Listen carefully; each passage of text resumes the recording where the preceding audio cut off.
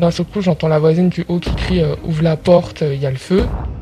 Et après, d'un seul coup, on voit une grosse flamme. Ma grand-mère, elle est partie dans la cuisine et elle était en train d'essayer d'éteindre le feu. Bonjour, je suis Sullivan Jousse, élu de la ville de Sevran. Je veille au respect de l'égalité devant la loi et au respect de la dignité humaine. Alors nous nous trouvons dans votre appartement qui a pris feu il y a quelques temps. Est-ce que vous pouvez nous raconter un petit peu ce qui s'est passé ici, s'il vous plaît? En fait, je dormais et d'un seul coup, je sens une odeur un peu de plastique brûlé. J'avais pas du tout dormi de la nuit parce que toute la nuit, j'avais fait des recherches sur les prises, l'électricité, les trucs, tout ça. Et d'un seul coup, ma mère, elle se lève et elle va voir si c'est pas les voisins d'en dessous ou d'au-dessus. Moi, mon premier réflexe, c'est de me lever et regarder si c'est pas mes prises qui ont brûlé, parce que je soupçonne déjà quelque chose. Et d'un seul coup, j'entends la voisine du haut qui crie ouvre la porte, il y a le feu. Donc je me suis dit c'est la voisine du haut. Ma mère était partie en bas voir si c'était pas la voisine d'en dessous qui a âgé, s'était peut-être évanouie. Après, les détecteurs se sont mis en route, ils s'arrêtaient pas, mais on voyait pas du tout le feu. On sentait juste le plastique brûlé. Donc moi, quand je me suis dit plastique brûlé, je me suis dit c'est une prise qui a brûlé. Le temps qu'on trouve, c'était où? C'était dans la cuisine, mais on voyait pas le feu comme le frigo il était collé au mur. Et après, d'un seul coup, on voit une grosse flamme. Et ma grand-mère et ma mère, elles étaient en bas, elles étaient parties chercher si c'était pas les voisines qui se sont évanouies. On a même demandé au monsieur qui nettoie l'appartement, qui nettoie les poubelles, tout ça, s'il pouvait prévenir le gardien ou quelqu'un. Mais il y a rien eu. Et du coup, de ce fait, moi, j'ai pris mon téléphone, je suis parti appeler les pompiers. Je me suis mis au fond, dans ma chambre. Et alors que le feu était déclaré dans la cuisine. Ouais, et ma mère, parce que ma grand-mère, elle est partie dans la cuisine et elle était en train d'essayer d'éteindre le feu. Elle croyait que c'était que comme dans les films. Moi, je savais que normalement, faut direct fermer les portes, quitter l'appartement. Mais comme dans la panique, même sur le coup, je savais même plus c'était quoi le numéro des pompiers. Je me rappelais que de la police. J'appelle. Après, à un moment donné, je passe le téléphone à ma mère. Ma mère, elle crie sur ma grand-mère pour lui dire sors, on peut pas rester là. Donc, je donne les coordonnées, tout ça, tout ça. Et après, ce qui s'est passé, c'est heureusement le pompier nous a rappelé. Il nous a dit de sortir rapidement et de fermer la porte d'entrée. Bon, le truc, c'est que ma grand-mère a fermé la porte à clé, donc les pompiers, quand ils sont venus, ils avaient besoin des clés, quoi. Donc le feu après s'est propagé dans l'ensemble de l'appartement. Ouais. Parce que malgré que j'avais fermé ma porte de ma chambre, comme juste avant, on pensait que c'était les voisins du haut ou d'en dessous. On avait ouvert les fenêtres on s'est dit peut-être il y a quelqu'un, on s'est dit il y a un enfant qui a peut-être joué avec des allumettes, il a brûlé un petit papier ou un plastique, un truc, tout ça. Et on s'est dit ouais, ça venait des conduits d'aération. Et jusqu'à quand je suis descendu et j'ai demandé aux voisins, ils ont dit jusqu'au 10e, ils ont senti l'odeur du brûlé. Même eux, ils avaient appelé les pompiers. Il n'y a pas eu de victimes lors de cet incendie. Votre grand-mère, je sais qu'elle a été hospitalisée. Comment est son état de santé? Elle va mieux, mais elle a respiré beaucoup de dioxyde, tout ça. Parce que elle s'est pris pour un pompier pour éteindre le feu, mais... Aujourd'hui, ça va, elle est hors de danger? Ouais, ça va, elle va bien. Alors, qu'est-ce qui s'est passé par la suite? Donc, le feu s'est déclaré, les pompiers sont venus, ils l'ont éteint. Est-ce que ce jour-là, vous avez le soutien, par exemple, du bailleur ou de la municipalité qui sont venus vous voir, vous soutenir, vous proposer des solutions? Non, il y a eu personne. Il n'y avait que vous qui étiez là en train de prendre des photos. C'est tout. Après, j'ai demandé aux voisins s'ils avaient déjà eu des problèmes avec leur disjoncteur, leur électricité. Ils m'ont tous dit qu'ils avaient des pannes, des fois ça disjoncte à chaque fois. C'est pas normal, quoi.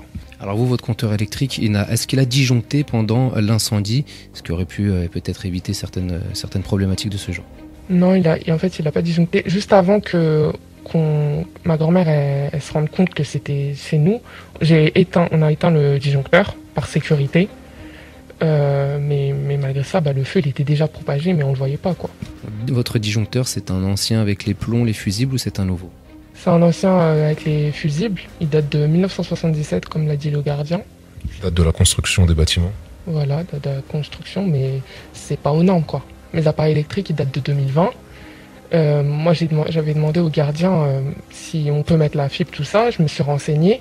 C'est interdit dans la loi d'avoir un disjoncteur à fusible un disjoncteur fusible qui date de 2020, qui a été créé, qui est neuf, ok. Mais un compteur à disjoncteur fusible des années 70, avec un appareil électronique et un système électrique ancien, des appareils électriques de 2020, c'est obligé d'exploser. C'est pas possible, quoi.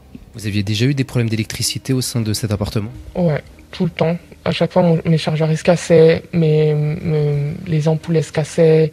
Il y avait tout le temps quelque chose. Au début, je me suis dit, ouais, c'est peut-être moi, je suis maladroite. Mais non, à force d'acheter des chargeurs Apple tout le temps, c'est pas moi, quoi.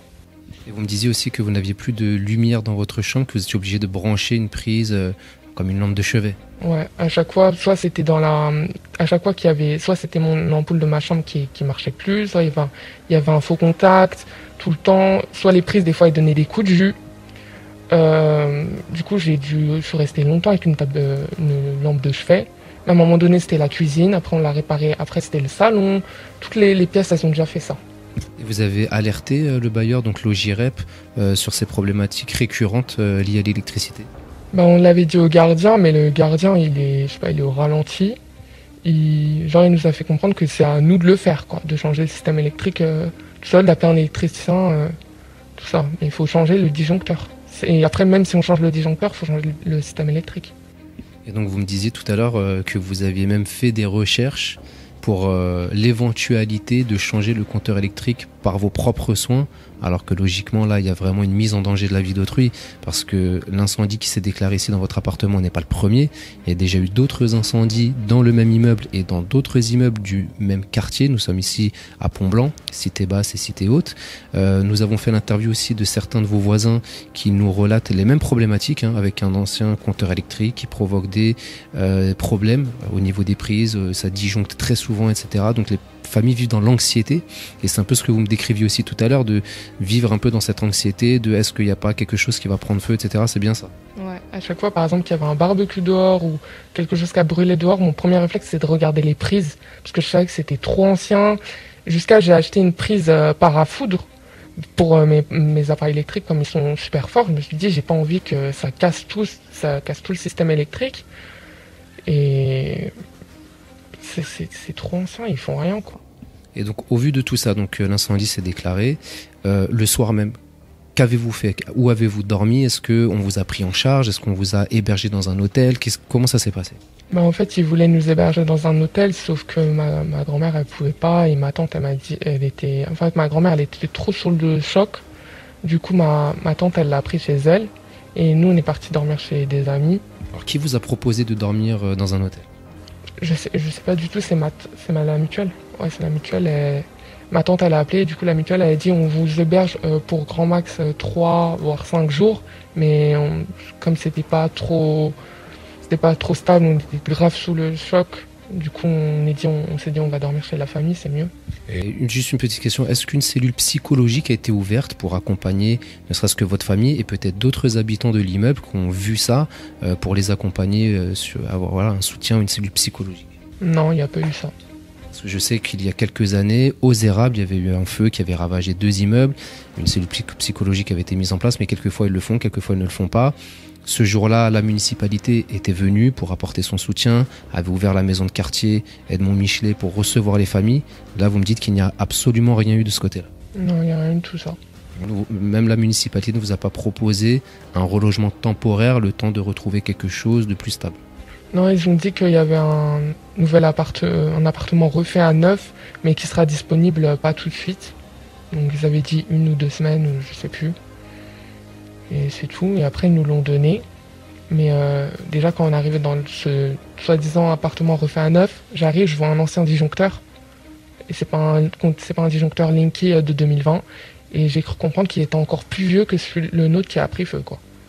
Donc rebelote l'anxiété de vivre dans un appartement qui pourrait comporter des risques pour votre famille, pour l'ensemble du voisinage. Et j'ai cru comprendre que aussi l'appartement qu'ils nous ont relogé, c'était un appartement qui avait pris feu là il y a longtemps aussi. Parce que quand j'ai vu le balcon fermé, le loggia, j'ai vu que ça sentait la nourriture comme si quelqu'un faisait cuire des poulets, et on a vu qu'en haut il y avait de la fumée, donc on s'est dit qu'obligé, cet appartement il avait pris feu peut-être à cause soit du gaz, soit du système électrique, soit parce que les gens ils cuisinaient dans le loggia. Et cet appartement vous est mis à disposition pour une durée déterminée? Pour environ 3 mois. Et après, on doit revenir dans notre ancien appartement qui a brûlé. Mais Avec toujours cette anxiété de vivre dans un appartement qui n'est pas aux normes. Et vous me disiez en plus que quelques jours après l'incendie qui s'est déclaré chez vous, il y a encore eu un nouvel incendie pas très loin dans un autre immeuble. exactement 2 semaines après, il s'est passé quoi? Il s'est passé qu'il y a eu un incendie chez juste le bâtiment à côté. Et il me semble que c'est la salle de bain qui a brûlé. Je pense que c'est le système électrique aussi. Hein. Je pense, parce que sinon, je vois pas comment ça, une salle de bain elle peut brûler. C'est là où il y a de l'eau, c'est pas possible, quoi. Vous me disiez aussi tout à l'heure qu'il y avait des problématiques d'inondation dans l'appartement. Ouais, on a déjà eu affaire à des inondations. Et pareil, le gardien, il a rien fait. On est resté à un moment donné sans eau dans la salle de bain. Du coup, on était obligé de faire bouillir de l'eau de la cuisine et se laver avec. Et est-ce qu'aujourd'hui, au vu du préjudice que vous subissez, malgré vos différentes alertes sur les problématiques liées à l'électricité, vous envisagez d'éventuellement faire valoir vos droits auprès de la justice? Parce que là, il peut y avoir 2 volets judiciaires. Le côté pénal pour la mise en danger de la vie d'autrui, parce que ce sont des installations électriques qui ne sont pas aux normes. Vous avez alerté plusieurs fois sur la dangerosité, il y a eu plusieurs incendies. Donc ça, c'est le premier volet. Et le deuxième volet, c'est la réparation du préjudice. C'est une procédure civile.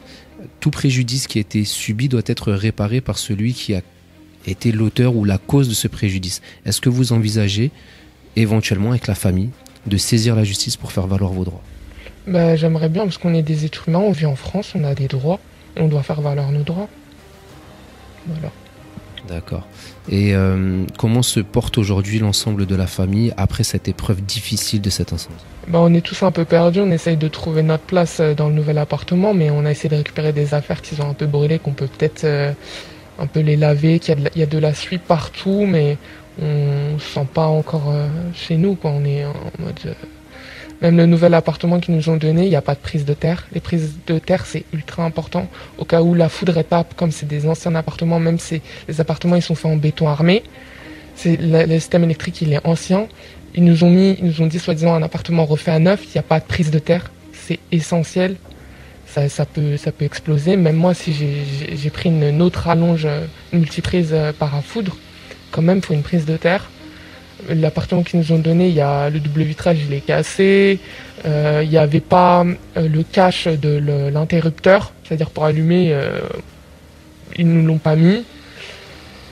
On voit quand même que toute cette situation vous a aguerri en termes d'électricité. On voit que vous maîtrisez quand même un minimum le sujet. Si vous aviez un message aujourd'hui à faire passer à l'OJIREP, qui est aujourd'hui, on va dire, la cause un petit peu de ce qui vous arrive, et à la municipalité qui a manqué de soutien envers votre famille, quel serait ce message que vous souhaiteriez leur adresser? Je trouve ça inadmissible, on est des êtres humains, on a des droits, et c'est pas parce qu'on n'est pas super riche qu'on ne doit pas avoir un appartement aux normes. Donc moi j'aimerais bien qu'ils mettent les constructions à venir qu'ils vont faire, ou tous les appartements qu'ils ont déjà construits, de les mettre aux normes, c'est la moindre des choses. Pour éviter qu'un drame se produise, et comme nous le disions dans d'autres vidéos, heureusement qu'il n'y a pas eu de victimes cette fois-ci, mais par le passé, il y a déjà eu des incendies de ce genre qui ont coûté la vie à des personnes, notamment à des enfants, et nous n'aimerions pas que cela se reproduise. Donc il est urgent et nécessaire que les bailleurs prennent leurs responsabilités et que le maire, qui est quand même le garant de la sécurité, de la salubrité publique sur l'ensemble de sa commune, prenne également ses responsabilités pour contraindre les bailleurs à respecter le droit à la dignité de tous les administrés de la ville. Je vous remercie pour votre témoignage. Je vous laisse juste le mot de la fin si vous avez quelque chose à rajouter. Non, j'ai rien à dire. D'accord, merci beaucoup en tout cas. Nous vous souhaitons beaucoup de courage. Nous vous accompagnerons dans les différentes procédures, qu'elles soient administratives ou judiciaires. Si vous le souhaitez, nous serons à vos côtés pour faire valoir vos droits. Je vous souhaite beaucoup de courage et beaucoup de courage à toute la famille. À très bientôt.